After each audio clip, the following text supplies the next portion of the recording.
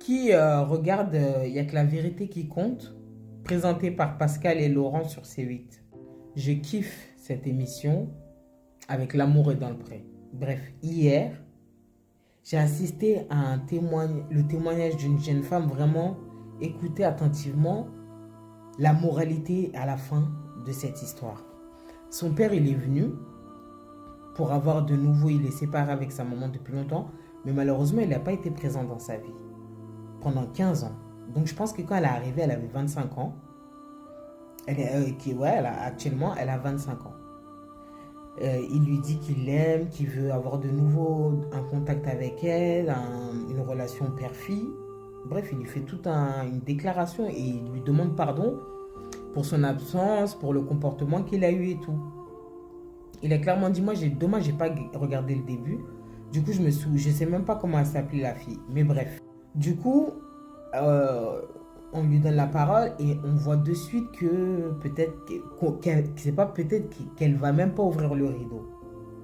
Ça fait de la peine pour le papa. On se dit, bon, c'est vrai, il a eu des torts, il reconnaît, il veut une relation avec sa fille.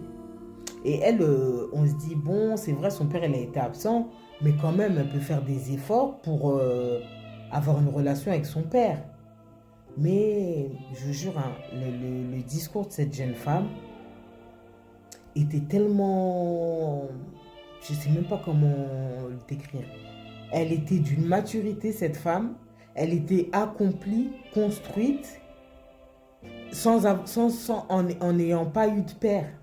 En n'ayant pas eu de père. Elle n'a eu que sa mère. Et elle dit, en fait, que... il nous a pas, et le monsieur, il n'a pas tout dit, mais il a eu des comportements exécrables avec sa fille. Un coup, en fait, elle lui a dit clairement qu'il a une déficience. Et clairement, le monsieur, tu vois qu'il est déficient quelque part. Je sais pas, j'avais l'impression qu'il était alcoolique ou ancien alcoolo, bref, on ne sait pas.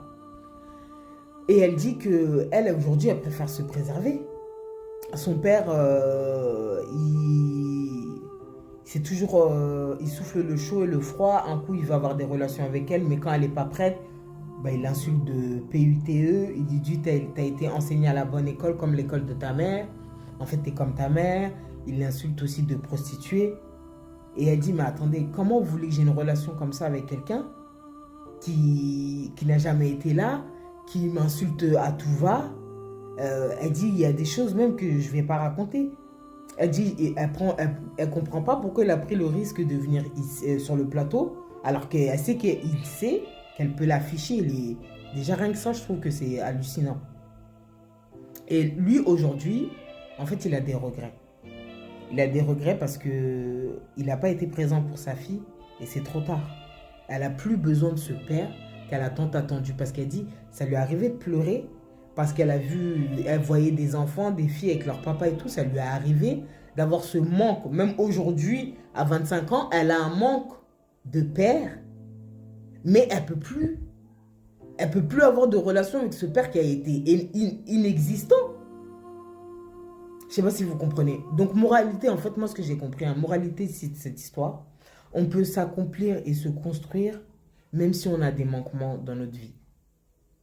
Même si t'as pas de père, même si t'as pas eu de mère, tu peux quand même devenir quelqu'un. Tu peux devenir une bonne personne.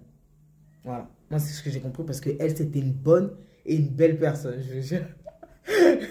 J'ai trouvé magnifique. Elle renonce à cet amour paternel pour son bien parce qu'elle sait que c'est quelqu'un qui n'est pas fiable. Donc, c'est un message aussi à passer pour vous, certains hommes. Hein, je ne mets pas tout le monde dans le même bateau.